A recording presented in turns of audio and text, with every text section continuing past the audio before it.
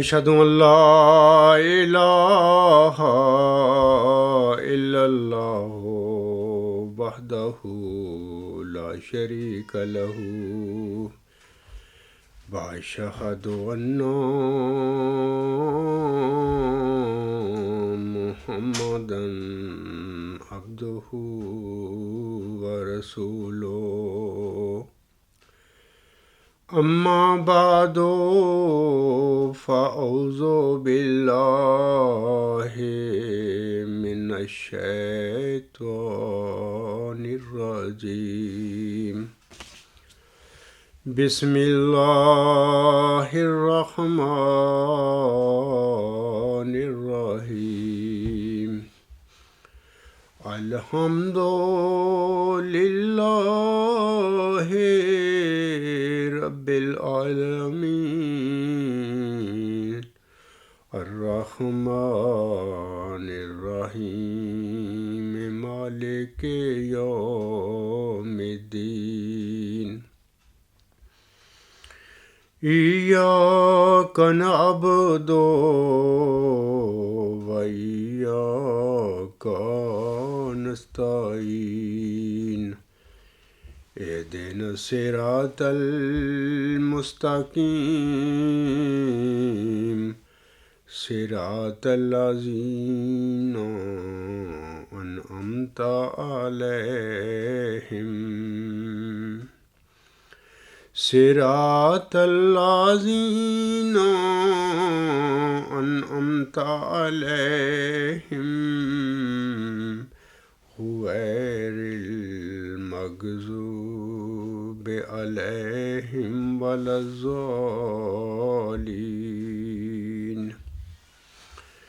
ان الذین یحادون اللہ ورسولہ اولئک فی الاذلین کتب اللہ لأغلبن انا ورسلی ان اللہ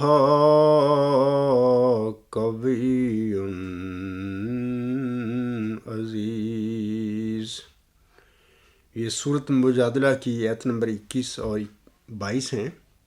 ان آیات میں اللہ تعالیٰ فرماتا ہے یقیناً جو لوگ اللہ اور اس کے رسول کی مخالفت کرتے ہیں یہی ذلیل ترین لوگوں میں سے ہیں، اور اللہ نے لکھ رکھا ہے کہ میں اور میرے رسول ضرور غالب آئیں گے۔ یقیناً اللہ بہت طاقتور اور غالب ہے۔ ان آیات میں اللہ تعالیٰ نے یہ جو مرسلوں کے منکرین ہوتے ہیں، جو مکفرین ہوتے ہیں، جب بھی کبھی اللہ تعالیٰ کا مرسل دنیا میں ظاہر ہوتا ہے، مبعوث ہوتا ہے، تو اس قسم کے جو لوگ ہوتے ہیں بڑی ایڑی چوٹی کا زور لگاتے ہیں ان کی تکذیب میں، ان کی مخالفت کرنے میں۔ اس قسم کے لوگوں کو اللہ تعالیٰ نے ذلیل ترین لوگ قرار دیا ہے، یعنی اللہ تعالیٰ اس قسم کے لوگوں کو، مخالفوں کو ذلیل ترین کہتا ہے۔ اور پھر ساتھ ہی اللہ تعالیٰ وعدہ بخشتا ہے کہ دیکھیں میں اللہ اور اس کے رسول، یعنی اللہ فرماتا ہے میں اور میرے مرسل جو ہوں گے ہمیشہ ہر دور میں، ہر زمانے میں وہ غالب آتے ہیں۔ تو یہ اللہ تعالیٰ کا فرمان ہے یہ سورۃ مجادلہ کی ان دونوں آیات میں۔ سامعین کرام، مباحثہ الحق دلی میں انہی آیات کے حوالہ سے حضور مرزا غلام احمد علیہ السلام نے روحانی خزائن جلد 4 صفحہ 33 پر فرمایا ہوا ہے۔ آپ علیہ السلام فرماتے ہیں خدا مقرر کر چکا ہے کہ میں اور میرے رسول ہی غالب ہوتے رہیں گے۔ یہ آیت بھی ہر ایک زمانہ میں دائر اور عادت مستمرہ الہیہ کا بیان کر رہی ہے کہ آئندہ رسول پیدا ہوں گے اور خدا انہیں غالب کرے گا۔ بلکہ مطلب یہ ہے کہ کوئی زمانہ ہو، حال یا استقبال یا گزشتہ، سنت اللہ یہی ہے کہ رسول آخر کار غالب ہی ہو جاتے ہیں۔ لیکن ہماری جماعتی احمدیہ قبرستان میں تو بلائے دمشق کے جو کھڑپینچ ہیں، انہوں نے تو مرسلوں اور مجددوں کے سلسلے کا خود ہی انقطاع کر کے اس پر مہر ثبت کر دیا ہے کہ یہ کبھی اللہ کی طرف سے اب نہ کوئی مرسل آئے گا اور نہ کوئی مجدد آئے گا۔ تو بہر حضور صاحب کا یہ جو حوالہ میں نے پڑھا ہے تو یہ بھی اس بات کی تصدیق کر رہا ہے کہ بلائے دمشق کا یہ جو موقف ہے کہ اب کبھی کوئی رسول نہیں آئے گا یا مجدد نہیں آئے گا، یہ جو قبرستان کے نامیاد خلیفے بنے پھرتے ہیں یہی اب قیامت تک دنیا کی اصلاح کے یہ مبعوث ہوتے رہیں، دنیا کی اصلاح کرتے رہیں گے، یہ سب جھوٹ کی قصہ ہے، اس میں کوئی صداقت نہیں ہے۔ سامعین کرام، اسی طرح الوصیت جو رسالہ ہے حضور صاحب کا، اس میں بھی آپ علیہ السلام نے فرمایا ہے، روحانی خزائن جلد 20 صفحہ 304 پر فرماتے ہیں آپ علیہ السلام، یہ خدا تعالیٰ کی سنت ہے اور جب سے کہ اس نے انسان کو زمین میں پیدا کیا ہمیشہ اس سنت کو وہ ظاہر کرتا رہا ہے کہ وہ اپنے نبیوں اور رسولوں کی مدد کرتا ہے اور ان کو غلبہ دیتا ہے، جیسا کہ وہ فرماتا ہے کتب اللہ لأغلبن انا ورسلی، اور غلبہ سے مراد یہ ہے کہ جیسے کہ رسولوں اور نبیوں کا یہ منشا ہوتا ہے کہ خدا کی حجت زمین پر پوری ہو جائے اور اس کا مقابلہ کوئی نہ کر سکے، اسی طرح خدا تعالیٰ کبھی نشانوں کے ساتھ ان کی سچائی ظاہر کر دیتا ہے، اور جس راست بازی کو وہ دنیا میں پھیلانا چاہتے ہیں اس کی تخم ریزی انہی کے ہاتھ سے کر دیتا ہے۔ علاوہ اس کے سامنے کرام اسی مضمون کو اللہ تعالیٰ سورۃ صافات کی آیت نمبر 172، 173 اور 174 میں بھی اس طرح بیان فرماتا ہے۔ اللہ تعالیٰ فرماتا ہے وَلَقَدْ سَبَقَتْ كَلِمَاتُنَا لِعِبَادِنَا الْمُرْسَلِينَ إِنَّهُمْ لَهُمُ الْمَنْصُورُونَ وَإِنَّ جُنْدَنَا لَهُمُ الْغَالِبُونَ۔ اللہ فرماتا ہے اور بلا شبہ ہمارے بندوں یعنی مرسلوں کے حق میں ہمارا یہ فیصلہ، یہ فرمان گزر چکا ہے کہ یقیناً ان کی مدد کی جائے گی، ان کو نصرت دی جائے گی، اور یقیناً ہمارا لشکر ہی، ہمارا گروہ ہی، ہمارا حزب ہی غالب آنے والا ہے۔ اور ان حیات کے حوالہ سے حضور علیہ السلام یعنی حضرت بانی جماعت علیہ السلام براہین احمدیہ صفحہ 255 اور 256 حاشیہ پر فرماتے ہیں، اور رسولوں کے حق میں پہلے سے ہماری یہ بات قرار پا چکی ہے کہ ہمیشہ نصرت اور فتح انہی کے شامل حال رہے گی اور ہمیشہ ہمارا ہی لشکر غالب رہے گا، سو اس وقت تک کہ وہ وعدہ پورا ہو ان سے منہ پھیرے رہ اور ان کو وہ راہ دکھلا، پس عنقریب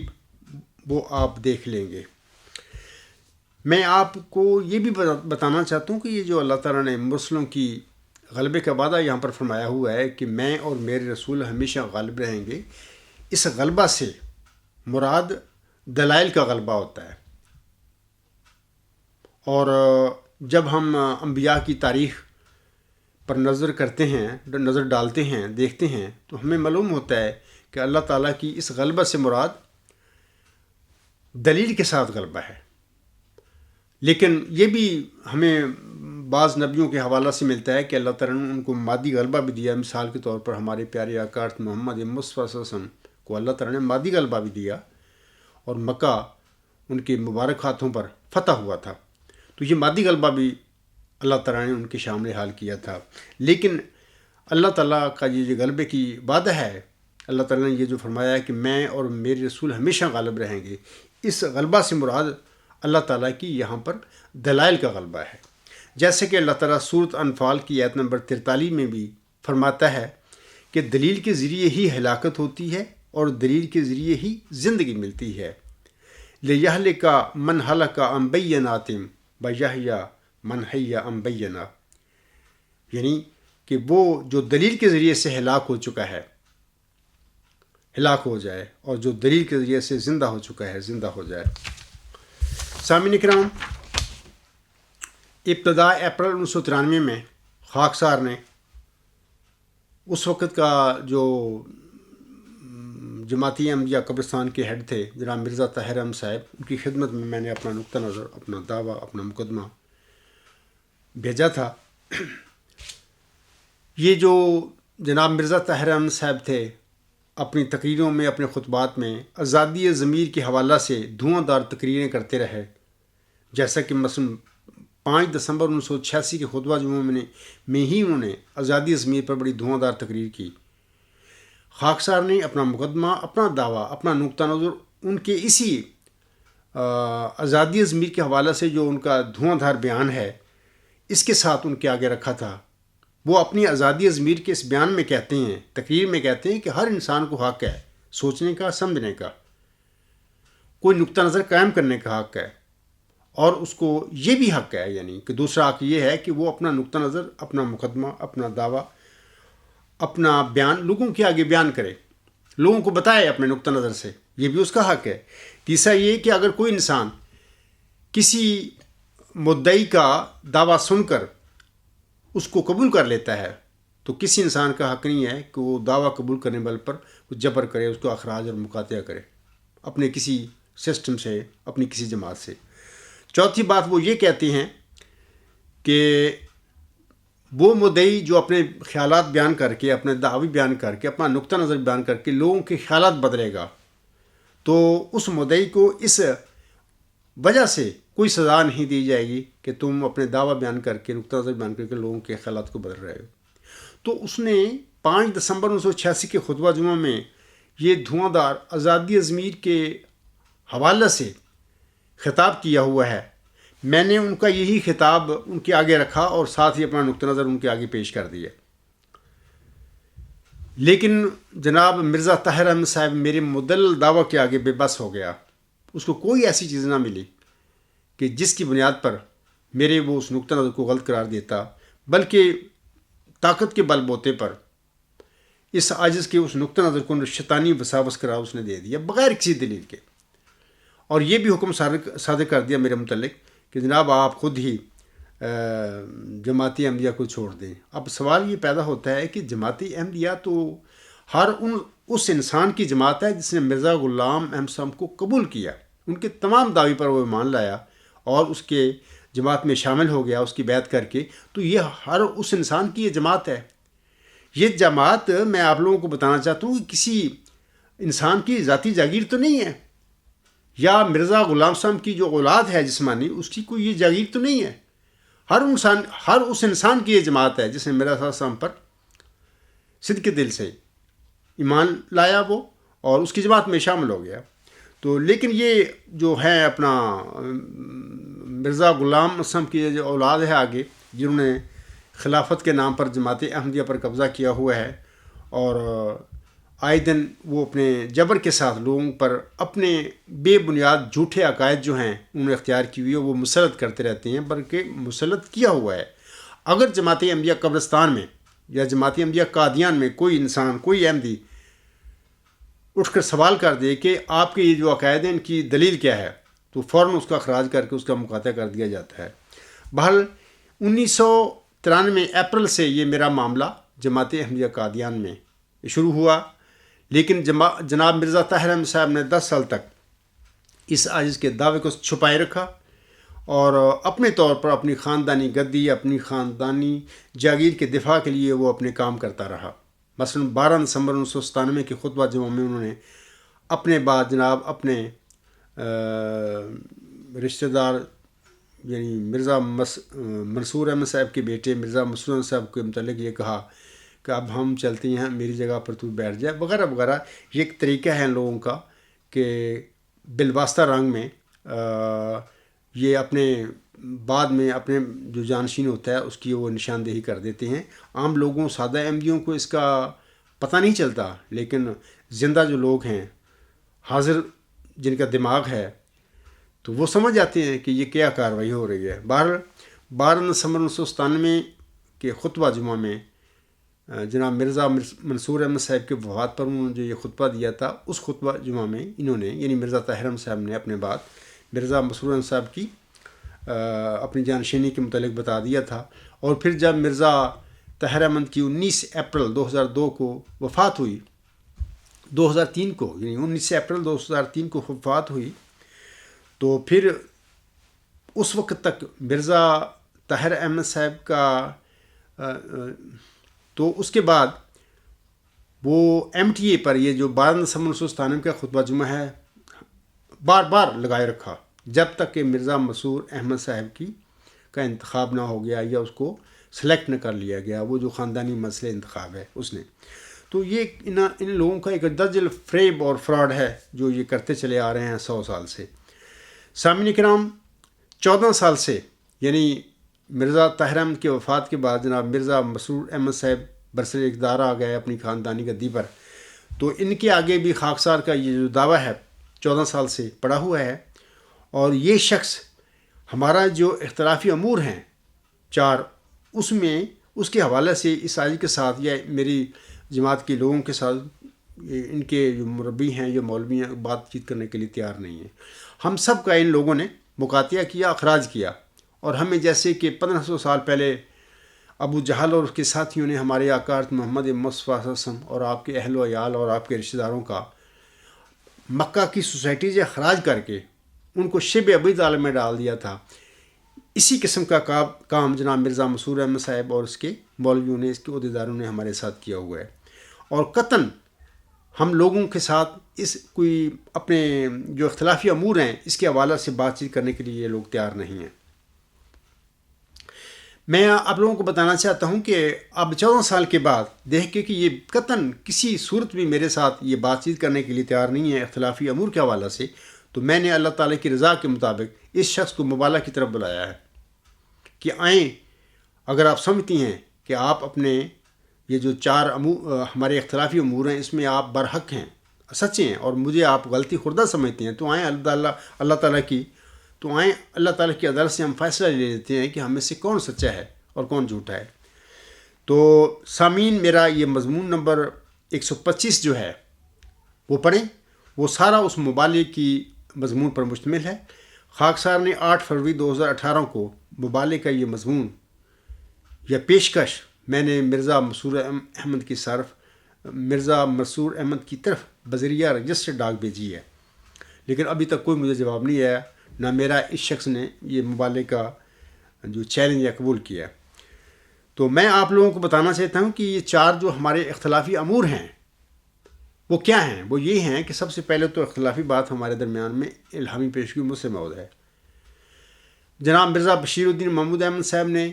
ایک جھوٹا دعویٰ کیا، ایک نفسانی خواب کی بنا پر انہوں نے 28 جنوری 1944 کو قادیان میں سب سے پہلے حلفاً یہ دعویٰ کیا کہ میں ہی وہ مسلح موعود ہوں، جبکہ میں آپ لوگوں کو بتانا چاہتا ہوں، بلکہ میری الغلام.com پہ میرے مضامین پڑھیں، میرے خطبات سنیں، تقاریر سنیں، میں نے دلائل کے ساتھ اور قرآن کریم کی تصدیقی مہر کے ساتھ حضرت مرزا غلام احمد صاحب کے غلام کے حوالہ سے 13 مبشر جو الہامات ہیں ان کے ساتھ یہ قطعی طور پر ثابت کر دیا ہے کہ اللہ تعالیٰ نے یہ جو ذکی غلام ہے، یہ مسلح موعود ہے، یہ مسیل مبارک احمد ہے، اللہ تعالیٰ نے ملہم یعنی محمد مریم مرزا غلام احمد صاحب کو بطور جسمانی لڑکا دیا ہی نہیں تھا، یعنی آپ علیہ السلام کے گھر میں یہ پیدا ہی نہیں ہوا تھا۔ تو آپ علیہ السلام کے جو لڑکا ہے کوئی بھی ہے تو الہامی پیشگی مسلح موعود کے دائرہ بشارت میں نہیں آتا، دائرہ پیشگوئی میں نہیں آتا، اللہ نے اس کو بنانا ہی نہیں۔ تو وہ جناب مرزا بشیر الدین محمود احمد ایک نفسانی خواب کی بنا پر 28 جنوری جو یہ نفسانی خواب 7-8 جنوری 1944 کو لاہور میں شیخ بشیر احمد صاحب کی کوٹھی میں اس نے دیکھی تھی، تو 28 جنوری 1944 کو اس شخص نے حلفاً یہ دعویٰ کیا۔ پھر اس اپنے دعویٰ کے 10 سال بعد اس شخص نے یہ قطع بتین کی جو سا اللہ تعالیٰ نے جھوٹے مفتری اللہ کے متعلق رکھی ہوئی ہے، اور اس نے یہ سزا پھر پائی 10 مارچ 1954 کو مسجد مبارک ربا میں، یعنی اپنی اس کے باڈی گارڈ بھی تھے، سارا اپنا حفاظتی بندوبست ہوتے ہوئے اللہ تعالیٰ نے اس کی شہرت کو قطع کیا اور ثابت کر دیا لوگوں پر کہ یہ شخص کوئی سچا مسلم موعود نہیں تھا بلکہ مفتری اللہ تھا، اور اللہ تعالیٰ نے پھر اسی وجہ سے اس کی شہرت کو قطع کیا اور اس کو سزا دی۔ لیکن افسوس ہے قبرستانی بھائیوں پر مجھے کہ اس کی قطع بتین ہو گئی۔ چودھری ظفر اللہ صاحب کی کتاب پڑھیں، الغلام.com پہ میرے مضامین پڑھیں، باقاعدہ چودھری محمد ظفر اللہ خان صاحب کا بیان ہے۔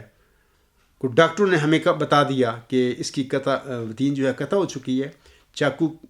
کی نوک ٹوٹ کر اس کی بتین میں اس کی شہرک میں دھنس چکی ہے، اگر ہم اس کو نکالتے ہیں تو اس کی زندگی کو خطرہ ہے، یہ زندہ نہیں رہے۔ اس کے باوجود ہمارے قادیانی قبرستانی بھائی جو ہیں ان کو سمجھ نہیں آ رہی۔ پہلا تو اختلاف ہمارا الہامی پیشگوئی مسلم موت کے حوالے سے ہے۔ اللہ تعالیٰ نے اس آیت کو خبر دی ہے کہ اے عبدالغفار تو ہی الہامی پیشگوئی مسلم موت، یا وہ پیشگوئی جو چلہ ہوشیار پور میں اللہ تعالیٰ نے محمدی مریم مرزا غلام اسلام پر نازل فرمائی تھی، یعنی نشان رحمت کے حوالے سے، ذکی غلام مسیح الزمان کے حوالے سے اس کا مصداق تو ہے۔ دوسرا ہمارا جو اختلاف ہے، یہ لوگ کہتے ہیں کہ حدیث مجددین اب ختم ہو چکی ہے، اب آئندہ قیامت تک یہ جو جماعت احمدیہ قبرستان کے جو نامنیاد خلیفے ہیں، انہیں ہی اللہ تعالیٰ بطور مجدد مبعوث فرمائے گا، یہی اصلاح کرتے آئیں گے۔ بلکہ یہاں تک میں آپ لوگوں کو بتانا چاہتا ہوں کہ خدام الاحمدیہ کے اجتماع میں جناب مرزا ناصر احمد نے 1977 کا جو تھا، اس حدیث کو نعوذ باللہ من ذالک جعلی قرار دے دیا ہوا ہے۔ اور مرزا طاہر نے کہا، اگرچہ یہ عاجز ایک اپنے دعویٰ کے ساتھ ان کے آگے کھڑا تھا، وہ کہتے تھے قیامت تک تم مرو گے، تمہاری نسلیں مرے گی، ان کی نسلیں مرے گی، تم کسی مجدد کا منہ نہ دیکھو گے۔ حالانکہ یہ عاجز اپنے دعوے کے ساتھ، مدلل دعوے کے ساتھ ان کے آگے کھڑا ہوا تھا، وہ جھوٹ پر جھوٹ، یعنی خطبہ جمعہ میں ممبر رسول صلی اللہ علیہ وسلم پر کھڑے ہو کر یہ جھوٹ بولتا پھرا۔ تو میں آپ لوگوں کو بتانا چاہتا ہوں، یہ حدیث مجددین جو ہے یہ ایک سچی حدیث ہے۔ مرزا غلام احمد صمد جو حکم و عدل تھے، انہوں نے سینکڑوں جگہ پر اپنی تحریرات میں بتایا ہے کہ یہ حدیث بالکل سچی ہے اور تواتر معنی تک پہنچ گئی ہے۔ ممکن نہیں ہے کہ آسم کے اس فرمودہ میں قیامت تک کوئی تخلف ہو جائے۔ بلکہ میں آپ لوگوں کو بتانا چاہتا ہوں کہ انہوں نے اپنا دعویٰ حقیقت الوحی جو اپنی کتاب ہے، وہاں پر 187 اپنی سچائی کے حق میں نشانات لکھے ہیں، اور سب سے پہلا جو دعویٰ انہوں نے نشان دیا ہے اپنی سچائی کا، وہ حدیث مجددین ہی ہے۔ جیسا کہ میں پڑھ دیتا ہوں آپ لوگوں کو، حضور صاحب فرماتے ہیں، یہ جو حوالہ ہے روحانی خزائن جلد 22 صفحہ 200 پر ہے۔ حضور صاحب فرماتے ہیں، پہلا نشان قال رسول اللہ صلی اللہ علیہ وسلم ان اللہ عز وجل یبعث لہذہ الامت علی راس کل مئۃ سنۃ من یجدد لہا دینہا، رواہ ابو داؤد۔ یعنی خدا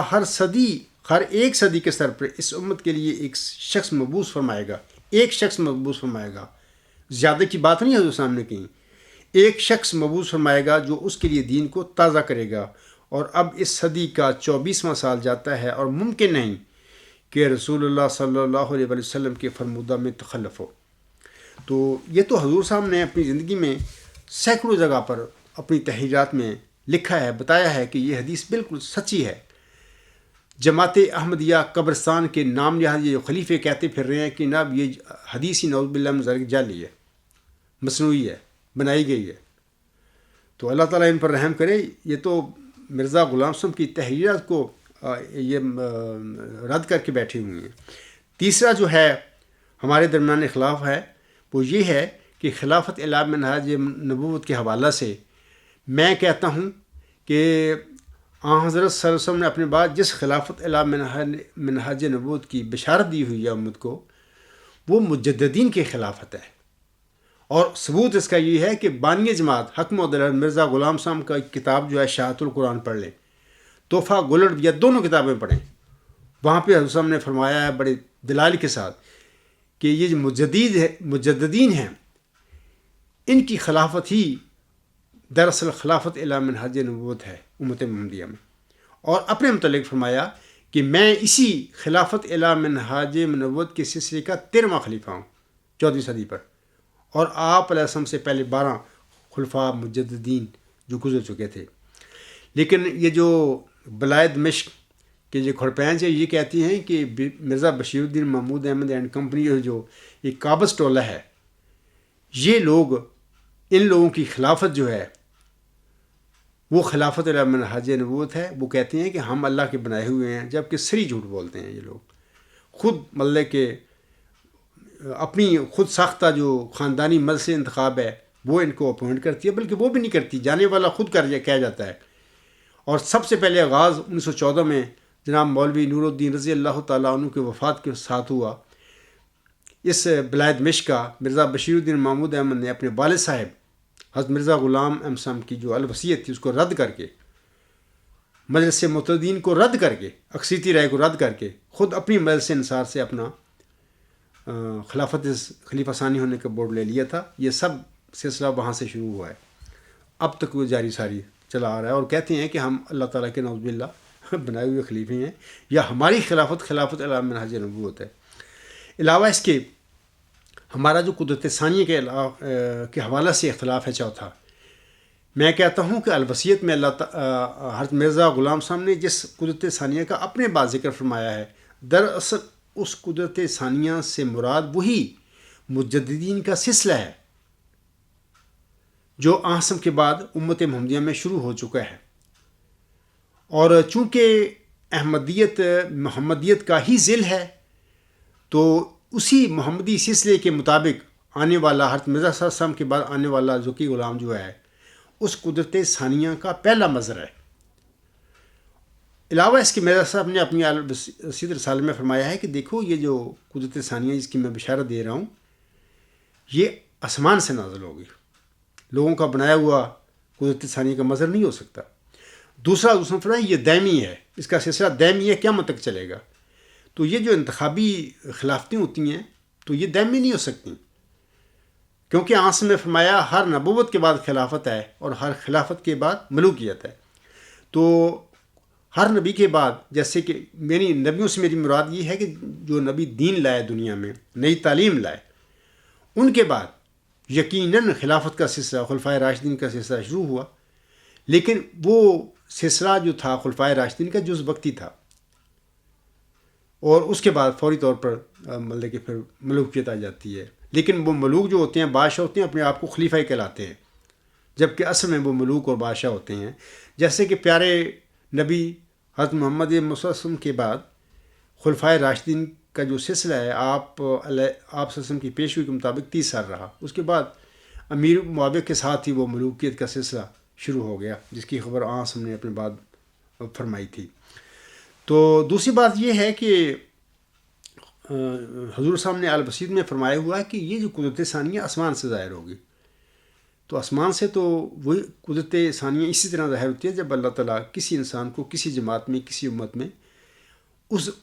جماعت کی، اس امت کی اصلاح کے لیے مبعوث فرماتا ہے. لوگوں کے کھڑے کیے ہوئے، لوگوں کے منتخب کیے ہوئے لوگ مطلب کہ قدرت ثانیہ کے مظہر نہیں ہو سکتے. تو ویسے بھی میں جب دیکھتا ہوں، کئی دفعہ میں حوالے دے چکا ہوں کہ مولوی نور الدین رضی اللہ تعالیٰ عنہ کا جب ان کی قیادت شروع ہوئی تو اس وقت بھی جناب مرزا بشیر الدین محمود احمد صاحب کے نانا جان جو تھے میر ناصر نواب نے مولوی نور الدین رضی اللہ تعالیٰ عنہ کی خدمت میں درخواست کی کہ حضور فرما کے گئے ہیں کہ تم قدرت ثانیہ کے نزول کے لیے دعائیں کرتے رہیں. تو حضرت مولوی نور الدین رضی اللہ تعالیٰ عنہ نے میر ناصر نواب صاحب کی اس درخواست کو قبول فرمایا اور مولوی محمدی صاحب کو حکم دیا کہ ایک اشتہار شائع کریں جس میں دعائیں قدرت ثانیہ کے نزول کے لیے دعائیں کرنے کی مطلب کہ پوری جماعت کو، لوگوں کو تلقین کی جائے. وہ خود بھی مولوی نور الدین رضی اللہ تعالیٰ عنہ دعائیں کرتے رہے. تو میر ناصر نواب صاحب مسجد مبارک میں ایک طویل عرصہ تک قدرت ثانیہ کے لیے دعائیں کرتے رہے. اب سوال یہ ہے کہ جس قدرت ثانیہ سے خود سارے یہ لوگ دعائیں کرواتے رہے تھے، مولوی نور الدین رضی اللہ تعالیٰ عنہ کی وفات کے بعد جب مرزا بشیر الدین محمود احمد نے احمدیہ قیادت پر قبضہ کر لیا اور اپنے آپ کو، اپنی خود ساختہ جو مجلس انصار تھی اس کے ذریعے اپنے آپ کو خلیفہ ثانی ڈکلیئر کروا لیا، تو جہاں پر مولوی نور الدین رضی اللہ تعالیٰ عنہ کا انتخاب ہوا تھا وہاں پر ایک بورڈ لکھ کر لگا دیا، ابھی تک وہ لگا ہوا ہے، مقام ظہور قدرت ثانیہ. میں احمدی بھائیوں سے پوچھتا ہوں، خود سوچو، غور کرو کہ کتنا بڑا یہ فراڈ نہیں تھا. یعنی مولوی نور الدین رضی اللہ تعالیٰ عنہ کی زندگی میں تو اسے دعائیں کروا رہے ہیں قدرت ثانی کے نزول کے لیے، اور ان کی وفات کے بعد پھر جہاں پر ان کو منتخب کیا تھا صدر انجمن احمدیہ نے، مجلس معتمدین نے، یا پورے جو اس وقت حضرت مرزا صاحب السلام کے پیروکار موجود تھے، تو ان کے انتخاب کی جگہ پر یہ بورڈ لگوانا کہ مقام ظہور قدرت ثانی، کیا یہ جعل سازی نہیں ہے مرزا بشیر الدین محمود احمد کی؟ اس قسم کا جعل ساز انسان جو ہے مسلم موت کیسے ہو سکتا ہے؟ تو میں بتاتا ہوں اپنے احمدی قبرستانی بھائیوں کو، دیکھیں اس بات پر غور کیا کریں، اور یہ ایمان کا معاملہ ہے، اور آپ کو بہرحال اپنے مرنے کے بعد ان باتوں کا جواب بہرحال آگے اللہ تعالیٰ کے حضور بھی دینا پڑے گا.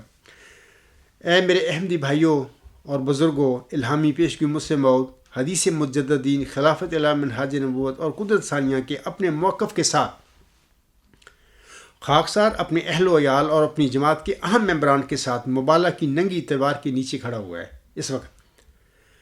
اگر تمہاری قبرستانی جماعت، تمہارا نام نہاد خلیفہ اور تمہارے مولوی ان مذکورہ جو عقائد ابھی میں نے بیان کی ہیں، ان عقائد میں اگر وہ سب برحق ہیں، تو وہ مبالہ کی ننگی تلوار سے کیوں بھاگ رہے ہیں؟ یہ ایک بڑی قطعی میں آپ کو ثبوت دے رہا ہوں اپنی صداقت کا، اور تمہاری اس جماعت احمدیہ قادیان کے جو ان کے عقائد ہیں ان کے جھوٹے ہونے کا. کیا سامعین کرام مبالہ کی اس ننگی تلوار نے ثابت نہیں کر دیا کہ جناب مرزا مسرور احمد صاحب کے مبالہ میں فرار کے ساتھ ہی حق اپنی تمام برکتوں کے ساتھ آ گیا اور باطل اپنی تمام نحوستوں کے ساتھ بھاگ گیا؟ تو یہ تو الحمدللہ ایک نظارہ ثابت ہو چکا ہے. اب میں سامعین کرام کو یہ بھی بتانا چاہتا ہوں کہ جناب یہ جو لوگ بھاگتے پھر رہے ہیں، مبالہ سائن نہیں کر رہا مرزا مسرور احمد صاحب، اس کی وجہ کیا ہے؟ میں نے پہلے بھی اس وجہ کے متعلق بیان کیا ہوا ہے، لیکن آج پھر میں بتا دیتا ہوں کہ دیکھیں جناب مرزا طاہر احمد صاحبی سورت آل عمران کی آیت 148 میں بثبت اقدامنا بنصرنا علی القوم الکافرین کی تصویر کرتے ہوئے اپنے 5 دسمبر 1986 کے خطبہ جمعہ میں سٹیج پر کھڑے ہو کر یہ اعلان کرتے ہیں. وہ کہتے ہیں وہ شخص جو حق پر قائم ہو اور حق کا عرفان بھی رکھتا ہو، اس کے لیے لازمی ہے کہ وہ بہادر بھی ہو، کیونکہ دلیری سچائی سے پیدا ہوتی ہے، اور صرف سچائی سے نہیں بلکہ سچائی کے عرفان سے پیدا ہوتی ہے. اور دلائل میں جب گفتگو ہو رہی ہو تو وہ شخص جس کے پاس حق ہو، جس کے پاس مضبوط اور قاطع دلیل ہو، جو شخص اس مضمون کا عرفان رکھتا ہو جس میں گفتگو کر رہا ہے، اس کی بات میں ایک عجیب شوقت پیدا ہو جاتی ہے، اس کی بحث میں ایک ایسی طاقت آ جاتی ہے کہ اس کے نتیجے میں اس کا دلیر ہونا اس کا طبعی اور لازمی نتیجہ ہے. اس لیے مومن اپنی گفتگو میں کامل یقین رکھتا ہے اور اس کے لیے ڈگمگانے کا سوال ہی نہیں. آگے وہ کہتے ہیں ہمیشہ دلائل میں اور گفتگو میں وہ شخص ڈگمگاتا ہے جو کہیں جا کر خود ابہام کا شکار ہو جاتا ہے، جیسا کہ اس عاجز کے مقدمہ یا نقطہ نظر کے حوالہ سے جناب طاہر احمد صاحب کے بھی قدم ڈگمگا گئے تھے، وہ بھاگ کھڑے ہوئے. آگے وہ کہتے ہیں دلیل دیتے وقت کہیں وہ پہنچتا ہے اور اچانک اس کو خیال آتا ہے کہ کہیں یہ مطلب تو نہیں، یا غیر نے جو بات کہی ہے وہ درست بھی ہے کہ نہیں، ہو سکتا ہے اس کی بات درست ہو، میں اس کا انکار کر دوں اور غلط کر دوں. تو علمی اور مضمون کی معرفت میں کمی دلائل کی دنیا میں قدم کو ڈگمگاتی ہے اور اسی حد تک اس سے ثبات قدم چھین لیتی ہے. سامعین کرام، جناب مرزا مسرور احمد صاحب کو بخوبی علم ہے کہ ان کے جو عقائد ہیں، یعنی جن کا بھی میں نے ذکر کیا ہے، 4 عقائد، الہامی پیشگی مسلم موت، حدیث مجددین اور خلافت اعلی منہاج نبوت اور قدرت ثانیہ، ان 4 عقائد میں ان کو قطعی طور پر یقین ہے کہ یہ 4 عقائد ان کے جھوٹے ہیں، اور ان کو یہ بھی علم ہے کہ یہ 4 عقائد اس عاجز کے حوالے جو عقیدہ ہے اس کے مطابق یہ بالکل میرے عقائد بالکل سچے ہیں. خاکسار کو علم ہے کہ میں اپنے دعاوی میں اور اپنے جو عقائد ہیں ان میں سچا ہوں، اور یہ بھی مجھے پتہ ہے کہ میں کیوں سچا ہوں، کس طرح سچا ہوں، اس کے کیا دلائل ہیں، وہ بھی میرے پاس ہیں. ایک بات میں اور سامعین کو بتانا چاہتا ہوں کہ جب میں یہ کہتا ہوں کہ آپ کا قادیانی نام نہاد خلیفہ مبالہ سائن کرے یا نہ کرے، انشاءاللہ تعالیٰ اب قادر متعلق ہم دونوں جماعتوں کے درمیان حق کے مطابق فیصلہ ضرور کرے گا۔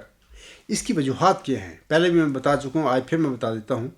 کہ دیکھیں 14 سال سے یہ شخص مرزا مسرور اس عاجز پر اور اس عاجز کے اہل و عیال پر، اس عاجز کی جماعت پر ظلم و ستم کر کے بیٹھا ہوا ہے۔ اس شخص نے ابو جہل کی طرح اور اس کے ساتھی جو ابو جہل کے تھے ان کی طرح، جس طرح انہوں نے آسم اور آپ کے اہل و عیال اور آپ کے رشتہ داروں پر ظلم کیا تھا اور 3 سال تک شیب ابی طالب میں آپ کو محصور رکھا، اسی طرح اس شخص نے ہمارے ساتھ ظلم کیا ہوا ہے۔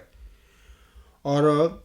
جماعتی احمدیہ مرزا غلام احمد صاحب کی جماعت ہے۔ جو شخص مرزا غلام صاحب پر ایمان رکھتا ہے تمام دعوی پر اس کے، وہ احمدی ہے اور اس کی جماعت میں ہے۔ اس شخص نے ہم سب پر اخراج کی تلوار چلا کر ہمیں مکاتھا کر کے ان شخص نے ہمیں ایک قسم کا شیب ابی طالب میں بٹھایا ہوا ہے۔ ایک تو یہ ظلم ہے اس کا، جس کی وجہ سے یہ سائن نہیں کر رہا۔ دوسرا یہ ہے کہ میں نے نقلی اور عقلی دلائل کے ذریعے کلیتاً اس شخص پر اور قادیانی مولویوں پر قطعی طور پر یہ ثابت کر دیا ہے کہ جناب مرزا بشیر الدین محمود احمد کا دعویٰ جھوٹا ہے، کیونکہ اللہ تعالیٰ نے مرزا غلام احمد صاحب کو وہ مسیل مبارک امن وہ مجھ سے موت تو دیا ہی نہیں بطور جسمانی لڑکا۔ یہ جو وجوہات ہیں اس کی وجہ سے یہ شخص ڈر رہا ہے، نہیں کبھی بھی قبول نہیں کرے گا میرا مبالغے کا جو چیلنج ہے۔ اور خاکسار کو امید ہے کہ جناب مرزا مسرور احمد صاحب کی مبالغہ سائن نہ کرنے کے باوجود انشاءاللہ تعالیٰ اللہ تعالیٰ ہمارے درمیان ضرور فیصلہ فرمائے گا۔ مجھے اس کا حق و یقین ہے۔ دیکھیں، میں جو ای میل فورم میں یہ لوگ کرتے رہتے ہیں باتیں، قادیانی یا قبرستانی جہلے جو ہیں وہ کہتے ہیں کہ جمبا صاحب نے یہ کہہ دیا ہے کہ اگر مرزا مسرور نے نہیں بھی سائن کیے تب بھی اللہ فیصلہ کرے گا۔ دیکھیں، مرزا مسرور احمد صاحب کو مبالغے پر سائن کرنا پڑے گا۔ وہ تو مبالغہ جب میرا اس کے پاس پہنچا ہے وہ تو بھاگ چکا ہے، مبالغہ اسے قبول نہیں کیا۔ آپ یاد رکھیں کہ میرا یہ بیان آپ کے بلائے دمشق کے کھڑپیچ کو مبالغہ سائن کرنے سے مستثنا نہیں کر سکتا، اور اس کی وجہ یہ ہے کہ کل جب اللہ تعالیٰ نے مبالغہ کے نتیجے میں جناب مرزا مسرور احمد صاحب پر گرفت کی اور اس کو پکڑا تو آپ شور مچائیں گے سارے لوگ کہ جناب مرزا مسرور احمد صاحب نے تو مبالغہ جمبا صاحب کے ساتھ کیا ہی نہیں تھا، تو مبالغے کے نتیجے میں یہ سزا کیسی ہوگی؟ مجھے یقین ہے انشاءاللہ اس بات کا شور اس کو مچاؤ گے کہ جناب مرزا مسرور احمد صاحب نے تو مبالغہ ہی نہیں کیا جمبا صاحب کے ساتھ۔ آج تمہیں کہہ رہے ہو میری اس بیان کو پکڑ کے، میں اپنے طور پر یہ بات کہتا ہوں کہ اتنا قبرستانی جماعت کے یہ کھڑپیچ اتنے ظالم ہیں اور اتنی زیادہ اتمام اس عاجز کی طرف سے ان پر ہو چکی ہے کہ اب ان کو خدا تعالیٰ نہیں چھوڑے گا اور ان کو پکڑے گا۔ اور جب یہ پکڑے گا تمہارے پاس صرف یہ دلیل ہوگی، تم شور ڈالتے پھرو کہ جناب مرزا مسرور صاحب کو مبالغے کے نتیجے میں کیسے اللہ نے پکڑ لیا، اس نے تو مبالغہ سائن ہی نہیں کیا، جمبا صاحب کو قبول نہیں کیا، جبکہ آج تم یہ شور مچاتے پھر رہے ہو کہ ہاں فیصلہ ہوگا، یہ ہوگا۔ فیصلہ کیا ہوگا؟ اس نے تو مبالغہ ہی نہیں میرا قبول کیا۔ ایک انسان نے مبالغہ سائن نہ کر کے وہ بھاگ گیا، اور اپنے اس بھاگنے کے ساتھ کیا نتیجہ نکلا کہ دراصل اپنے بھاگنے کے ساتھ اس نے الہامی پیشگی مجھ سے موت کے یہ الفاظ جو الہامی ہیں یہ سچے ثابت کر دیے، جیسے کہ اللہ تعالیٰ فرماتا ہے تا حق اپنی تمام برکتوں کے ساتھ آ جائے اور باطل اپنی تمام نوستوں کے ساتھ بھاگ جائے۔ تو وہ واقعہ اب ہوا ہے، اس عاجز کا مبالغہ سائن نہ کر کے مرزا مسرور نے اس الہامی جو خبر ہے الہامی پیشگی مجھ سے موت میں اس کو سچ کیا ہے کہ ایک ایسا وقت آنے والا تھا کہ کاذبوں نے صادق کا مبالغہ قبول نہ کر کے یا مبالغے سے فرار اختیار کر کے حق اپنی تمام برکتوں کے ساتھ آ گیا اور باطل اپنی تمام نوستوں کے ساتھ بھاگ گیا کا نظارہ جو ہے دنیا کے لوگوں کو دکھانا تھا۔ تو یہ واقعہ ہوا ہے۔ تو میں آپ لوگوں کو کہوں گا کہ مرزا مسرور احمد صاحب نے مبالغہ سائن نہ کر کے دراصل حق اپنی تمام برکتوں کے ساتھ آ گیا اور باطل اپنی تمام نوستوں کے ساتھ بھاگ گیا پر اپنی تصدیقی مہر ثبت کی ہے،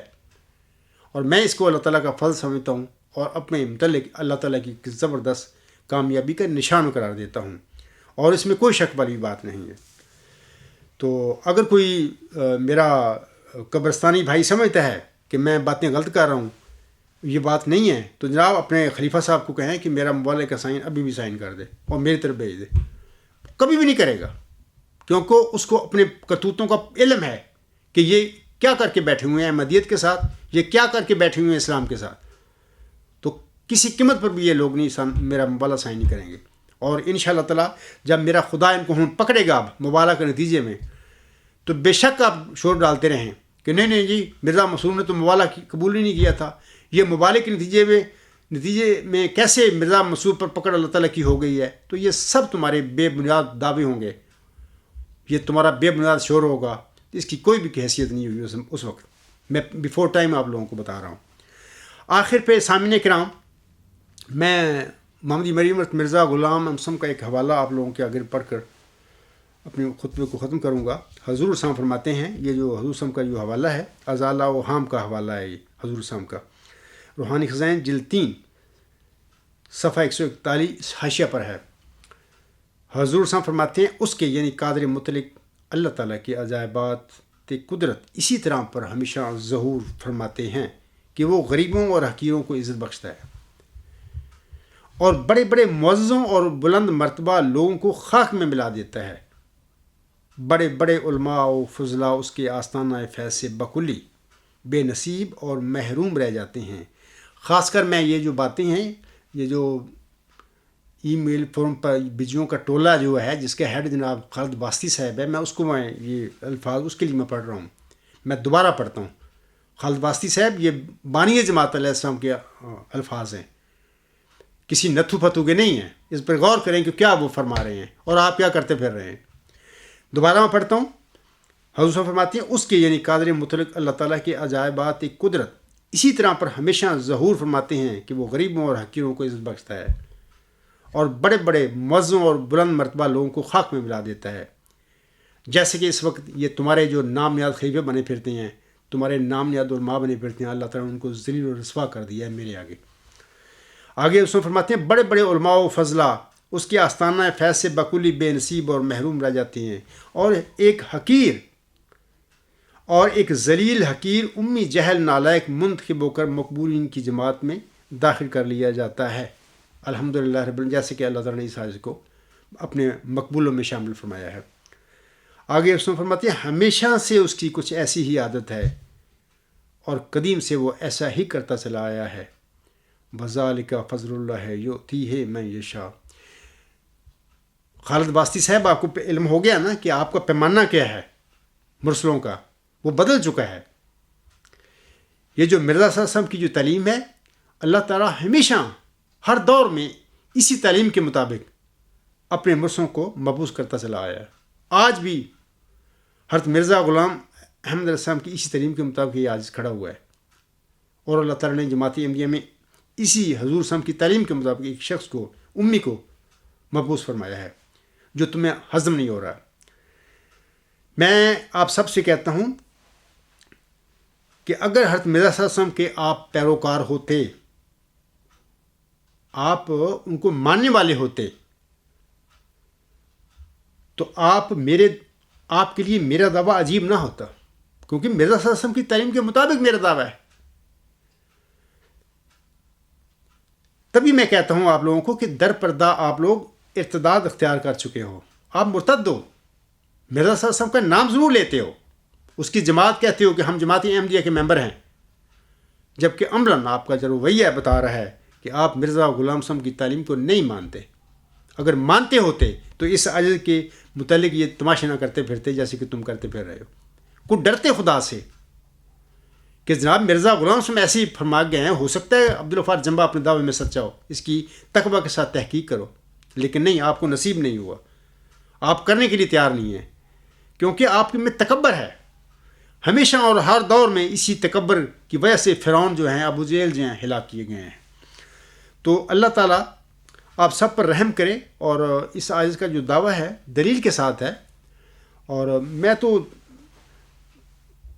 مطلب سینکڑوں دلائل میں اپنی سچائی کے آپ لوگوں کے آگے پیش کر رہا ہوں. تو آپ لوگوں کو چاہیے مرزا غلام صاحب کی تعلیم پر غور کر کے اور اس کی جو نصیحت ہے غور و فکر کرنے کی، اس پر عمل کرتے ہوئے اس عاجز کے دعوے پر تقویٰ کے ساتھ غور کرو. اور جب ایسے کرو گے تو ان شاء اللہ تعالیٰ مجھے صادق پاؤ گے.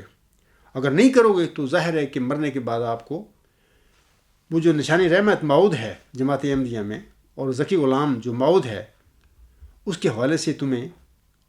مرنے کے بعد اللہ تعالیٰ کے حضور یہ جواب دہی ضرور کرنی ہوگی، بتانا ہوگا آپ کو. اور الحمدللہ میں بھی وہیں پہ کھڑا ہوں گا اور بتاؤں گا میں کہ اے اللہ تعالیٰ جو تو نے مجھے صلاحیتیں دی تھیں، جو علم دیا میں نے کھول کھول کے ان لوگوں کو بتا دیا، لیکن یہ لوگ تو سننے کے لیے تیار نہیں تھے، ماننا چاہیے کوئی بات کی بات تھی. تو ان شاء اللہ تعالیٰ آپ اپنا فکر کریں اور اللہ تعالیٰ آپ پر رحم فرمائے اور آپ کو ہدایت بخشے. اسی پر میں اپنا خطبہ ختم کرتا ہوں. بما علینا الا البلاغ وآخر دعوانا الحمد للہ رب العالمین. اولم وآخرم وظاہرم وباطنن هو مولانا نعم المولا ونعم النصیر ونعم الوکیل.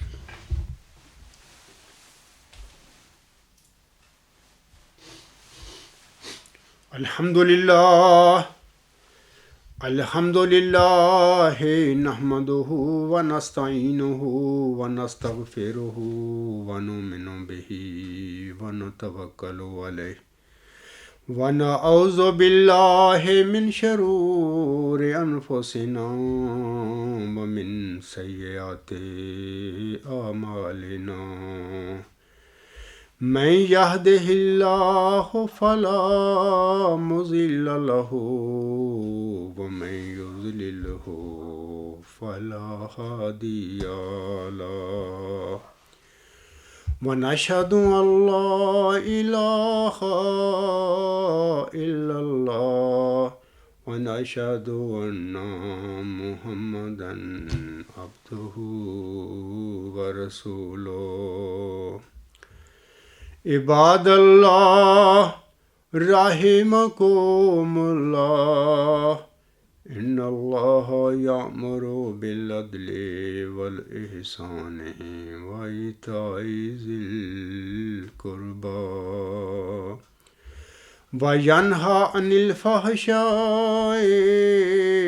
والمنکر والبغی یعظکم لعلکم تذکرون. اذکروا اللہ یذکرکم وادعوہ یستجب لکم ولذکر اللہ اکبر.